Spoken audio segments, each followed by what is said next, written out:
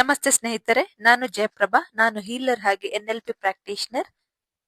ನಿಮಗೆಲ್ಲರಿಗೂ ಟ್ರಾನ್ಸ್ಕ್ವಿಲ್ touch Kannada YouTube ಚಾನೆಲ್ಗೆ ಸ್ವಾಗತ. ಇವತ್ತಿನ ವಿಡಿಯೋದಲ್ಲಿ ಯಾಕೆ ಸಡನ್ ಆಗಿ ನಮ್ಗೆ ಟಯರ್ಡ್ ಆಗುತ್ತೆ ಅಂದ್ರೆ ಸುಸ್ತಾಗುತ್ತೆ ಅಂತ ನೋಡೋಣ.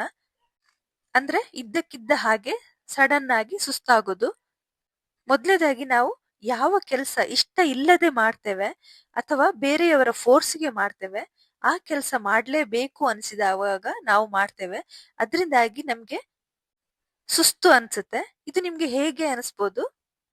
ಫಾರ್ ಎಕ್ಸಾಂಪಲ್ ಹೇಳೋದಾದ್ರೆ, ನಿಮ್ಗೆ ಎಲ್ಲಿಗಾದ್ರೂ ಹೋಗ್ಬೇಕು ಅಂತ ಇರುತ್ತೆ, ಆದ್ರೆ ನಿಮ್ಗೆ ನಿಜವಾಗ್ಲೂ ಅಲ್ಲಿ ಹೋಗ್ಲಿಕ್ಕೆ ಇಷ್ಟ ಇರಲ್ಲ. ಆದ್ರೆ ನಿಮ್ಮ ಮನೆಯವರು ಅಥವಾ ಬೇರೆಯವರ ಒತ್ತಾಯಕ್ಕೋಸ್ಕರ ಅಥವಾ ಅವರಿಗೋಸ್ಕರ ಹೋಗಿರ್ತೀರಿ. ನೀವು ಹೊರಡುವಾಗ್ಲೇ ಅಯ್ಯೋ ಹೋಗ್ಬೇಕಲ್ಲ ಹೋಗ್ಬೇಕಲ್ಲ ಅನ್ನೋ ಮೈಂಡ್ ಸೆಟ್ ಅಲ್ಲೇ ಹೊರಡ್ತೀರಿ. ಆವಾಗ ಹೊರಡುವಾಗ್ಲೇ ನಿಮ್ಗೆ ಏನಾದ್ರೂ ಅಡೆತಡೆ ಅನಿಸ್ಬೋದು. ಅಂದ್ರೆ ನಿಮಗೆ ಕರೆಕ್ಟ್ ಟೈಮ್ಗೆ ಬಸ್ ಸಿಕ್ಲಿಕ್ಕಿಲ್ಲ, ಬಸ್ ಸಿಕ್ಕಿದ್ರು ತುಂಬಾ ರಶ್ ಇರ್ಬೋದು, ಏನೋ ಒಂಥರ ಒಂದಲ್ಲ ಒಂದು ಇರಿಟೇಟ್ ಆಗ್ಬೋದು. ಇದರಿಂದ ನಿಮ್ಗೆ ಈ ಇರಿಟೇಟ್ ಅನ್ನು ನೀವು ನಿಮ್ಮ ಮೈಂಡಿಗೆ ತಗೊಂಡು ಆ ರಿಫ್ಲೆಕ್ಟ್ ನಿಮ್ಮ ಬಾಡಿಯಲ್ಲಿ ಕಾಣಿಸುತ್ತೆ. ಅಂದ್ರೆ ಫೈನಲ್ ಆಗಿ ಹೇಳೋದಾದ್ರೆ, ನಾವು ಯಾವ ತರದ ಇಮೋಷನ್ಸ್ ನಾವು ಹಾಕ್ತಿವಿ ಅದು ನಮ್ಮ ಬಾಡಿಯಲ್ಲಿ ರಿಫ್ಲೆಕ್ಟ್ ಆಗುತ್ತೆ. ಅದರಿಂದ ನಮ್ಗೆ ಸಡನ್ ಆಗಿ ಸುಸ್ತು ಅಂತ ಆಗುತ್ತೆ. ಇನ್ನೊಂದು ಟಯರ್ಡ್ನೆಸ್ ಅಂತ ಆಗ್ಲಿಕ್ಕೆ ನಿಮ್ಗೆ ಮೇನ್ ರೀಸನ್ ಕರೆಕ್ಟ್ ಆಗಿ ನಿದ್ದೆ ಆಗದೇ ಇರುವಂತದ್ದು. ಅಂದ್ರೆ ನೀವು ಕ್ವಾಲಿಟಿ ಆಫ್ ಸ್ಲೀಪ್ ಎಷ್ಟು ಹೊತ್ತು ಮಾಡಿದ್ರಿ ಅಂತ ತುಂಬಾ ಇಂಪಾರ್ಟೆಂಟ್ ಆಗಿರುತ್ತೆ. ನೀವು ಎಷ್ಟು ಗಂಟೆಗಳ ಕಾಲ ಮಲಗಿದ್ರಿ ಅನ್ನುವಂಥದ್ದು ಅಲ್ಲ. ಕೆಲವರು ಬೇಗನೆ ಮಲ್ಕೊಳ್ಬಹುದು, ಆದ್ರೆ ಕೆಲವರಿಗೆ ಕೆಟ್ಟ ಕನಸು ಬೀಳೋದ್ರಿಂದ ಡಿಸ್ಟರ್ಬ್ ಆಗ್ಬೋದು, ಅಥವಾ ಬೇರೆ ಏನಾದ್ರೂ ಸೌಂಡ್ ಕೇಳಿ ಅದಕ್ಕೆ ಎಚ್ಚರ ಆಗಿ ನಿದ್ದೆ ಹಾಳಾಗ್ಬೋದು. ಇನ್ನು ಕೆಲವರು ಮಲಗೋ ಮುಂಚೆನೆ ತುಂಬಾ ನೆಗೆಟಿವ್ ಥಾಟ್ಸ್ ನ ಥಿಂಕ್ ಮಾಡ್ಕೊಂಡು ನಿದ್ದೆನೆ ಬರಲ್ಲ ಕೆಲವರಿಗೆ. ಅಂದ್ರೆ ಇಡೀ ದಿನ ಏನಾಯ್ತು ಅದನ್ನೇ ನೆನ್ಪು ಮಾಡ್ಕೊಂಡು ಆಲೋಚನೆ ಮಾಡಿಕೊಂಡು ಮಲಗಿದಾಗ ಕ್ವಾಲಿಟಿ ಆಫ್ ಸ್ಲೀಪ್ ಇರಲ್ಲ. ನೆಕ್ಸ್ಟ್ ಡೇ ತುಂಬಾ ಟಯರ್ಡ್ ಅನ್ಸುತ್ತೆ.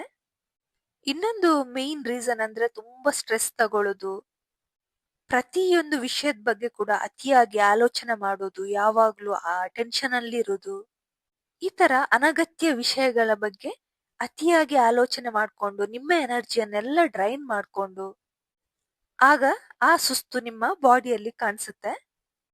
ಎಷ್ಟೋ ಸಲ ಕೆಲವೊಂದು ವಿಷಯಗಳು ಅಗತ್ಯ ಇಲ್ಲದೇನೆ ಟೆನ್ಷನ್ ಮಾಡ್ಕೊಳ್ಳೋದು, ಇಲ್ಲದಿರೋದೆಲ್ಲ ತಲೆಗೆ ಹಾಕೊಂಡು ಅದನ್ನೇ ಥಿಂಕ್ ಮಾಡ್ಕೊಂಡಿರೋದು, ಈ ತರ ಆಲೋಚನೆ ಮಾಡ್ಕೊಂಡು ನಮ್ಮ ಎನರ್ಜಿ ಎಲ್ಲ ಅದರ ನೆಗೆಟಿವ್ ಥಾಟ್ಸ್ ಮೇಲೇನೆ ಇರುತ್ತೆ. ಆಗ ನಮಗೆ ನಮ್ಮ ಬಾಡಿಯಲ್ಲಿ ತುಂಬಾ ಸುಸ್ತು ಅಂತ ಅನ್ಸುತ್ತೆ. ಇನ್ನು ಕೆಲವರಿಗೆ ಸರಿಯಾದ ಟೈಮಿಗೆ ಊಟ ಮಾಡ್ಲಿಕ್ಕೆ ಆಗದಿದ್ರೆ ಕೂಡ ನೀವು ಅಬ್ಸರ್ವ್ ಮಾಡ್ಬೋದು, ಕೆಲವರಿಗೆ ತಲೆನೋವು ಸ್ಟಾರ್ಟ್ ಆಗುತ್ತೆ. ಇದರಿಂದ ಕೂಡ ನಿಮ್ಗೆ ತುಂಬಾ ಫೀಲಿಂಗ್ ಟಯರ್ಡ್ ಅಂತ ಅನ್ಸುತ್ತೆ. ಹಾಗೆ ವೈಟಮಿನ್, ಪ್ರೋಟೀನ್ ಇದೆಲ್ಲ ಕಡಿಮೆ ಆದ್ರೂ ಕೂಡ ನಿಮ್ಮ ಬಾಡಿಯಲ್ಲಿ ಏನು ಶಕ್ತಿ ಇರಲ್ಲ, ಅದರಿಂದ ಕೂಡ ಸುಸ್ತಾಗುತ್ತೆ. ನೀವು ಅಬ್ಸರ್ವ್ ಮಾಡ್ಬೋದು, ಹೆಚ್ಚಿನವರಿಗೆ ಟ್ರಾವೆಲ್ ಮಾಡುವಾಗ ತುಂಬಾ ಸುಸ್ತು ಅನ್ಸುತ್ತೆ. ಅಂದ್ರೆ ಟ್ರಾವೆಲ್ ಮಾಡಿದ್ಮೇಲೆ ಕೂಡ ತುಂಬಾ ಸುಸ್ತು ಹೇಳ್ತಾರೆ. ಯಾಕಂದ್ರೆ ಅವರಿಗೆ ಟೈಮ್ಗೆ ಸರಿಯಾಗಿ ನೀರ್ ಕುಡಿಯಕ್ಕಾಗಲ್ಲ, ನೀರು ಕುಡಿದ್ರೆ ವಾಶ್ರೂಮ್ ಹೋಗ್ಲಿಕ್ಕೆ ಕಷ್ಟ ಆಗುತ್ತೆ, ಊಟ ಸರಿ ಆಗಲ್ಲ, ಅದಕ್ಕೆಲ್ಲ ಹೆಚ್ಚಾಗಿ ಟಯರ್ಡ್ನೆಸ್ ಅನ್ಸೋದು. ಇನ್ನು ಕೆಲವರಿಗೆ ಟೀ ಕಾಫಿ ತುಂಬಾ ವಿಪರೀತ ಅಭ್ಯಾಸ ಆಗಿರುತ್ತೆ. ಅದು ಮಧ್ಯಾಹ್ನ ಮೇಲೆ ಜಾಸ್ತಿ ಟೀ ಕುಡಿಯುವುದು ಅಥವಾ ರಾತ್ರಿ ಟೀ ಕುಡಿಯುವುದು, ಈ ತರದೆಲ್ಲ ಅಭ್ಯಾಸ ಇಟ್ಕೊಂಡ್ರೆ ರಾತ್ರಿ ಮಲಗ್ಲಿಕ್ಕೆ ಆನ್ ಟೈಮ್ ನಿದ್ದೆ ಬರಲ್ಲ, ತುಂಬಾ ನಿದ್ದೆಗೆ ಪರದಾಡ್ಬೇಕಾಗುತ್ತೆ. ಇದರಿಂದಾಗಿ ನೆಕ್ಸ್ಟ್ ಡೇ ಕೂಡ ನಿಮ್ಗೆ ತುಂಬಾ ಟಯರ್ಡ್ನೆಸ್ ಅನ್ಸುತ್ತೆ. ಅದ್ರ ಜೊತೆಗೆ ತುಂಬಾ ಲ್ಯಾಪ್ಟಾಪ್, ಮೊಬೈಲ್, ಫೋನ್ ಎಲ್ಲ ಯೂಸ್ ಮಾಡ್ಕೊಂಡು ಕೂಡ ನಿಮಗೆ ಕರೆಕ್ಟ್ ಆನ್ ಟೈಮ್ಗೆ ನಿದ್ದೆ ಬರಲ್ಲ. ಇದರಿಂದ ಕೂಡ ನಿಮಗೆ ಟಯರ್ಡ್ ಅನ್ಸುತ್ತೆ. ಇನ್ನೊಂದು ಕಾಮನ್ ಆಗಿ ಟಯರ್ಡ್ನೆಸ್ ಯಾಕೆ ಬರುತ್ತೆ ಅಂದ್ರೆ, ಯಾವ್ದಾದ್ರು ಒಂದು ಹೆಲ್ತ್ ಇಶ್ಯೂ ಇಂದ ಬಳಲ್ತಾ ಇರ್ಬೋದು. ಅಂದ್ರೆ ಹಿಮೋಗ್ಲೋಬಿನ್ ಕಡಿಮೆ ಇರ್ಬೋದು, ಅಥವಾ ಥೈರಾಯ್ಡ್ ಪ್ರಾಬ್ಲಮ್, BP, ಶುಗರ್, ಈ ತರ ಪ್ರಾಬ್ಲಮ್ ಇದ್ದವರು ಜಾಸ್ತಿ ಅಲೋಪತಿ ಟ್ಯಾಬ್ಲೆಟ್ ತಗೊಳ್ಳೋದ್ರಿಂದ ಕೂಡ ಅವ್ರಿಗೆ ಏನು ಶಕ್ತಿ ಇರಲ್ಲ. ಅಂದ್ರೆ ಬಾಡಿ ಎಲ್ಲ ಡ್ರೈ ಆಗಿರುತ್ತೆ. ನೀವು ಅಬ್ಸರ್ವ್ ಮಾಡಿರ್ಬೋದು, ಕೆಲವರು ತುಂಬಾ ಟ್ಯಾಬ್ಲೆಟ್ ತಗೊಳ್ಳೋರು ಸುಸ್ತು ಅಂತ ಹೇಳ್ತಾರೆ. ಎಷ್ಟು ಅವರಿಗೆ AC ಇದ್ರೂ ಸಾಕಾಗಲ್ಲ, ಕೂಲರ್ ಇದ್ರೂ ಸಾಕಾಗಲ್ಲ, ಸೆಕೆ ಸೆಕೆ ಅಂತ ಹೇಳ್ತಾರೆ. ಅದಕ್ಕೆ ಅಲೋಪತಿ ಮೆಡಿಸಿನ್ ತಗೊಂಡ್ರೆ ತುಂಬಾ ಸೈಡ್ ಎಫೆಕ್ಟ್ ಇದೆ ಅಂತ ಹೇಳ್ತಾರೆ.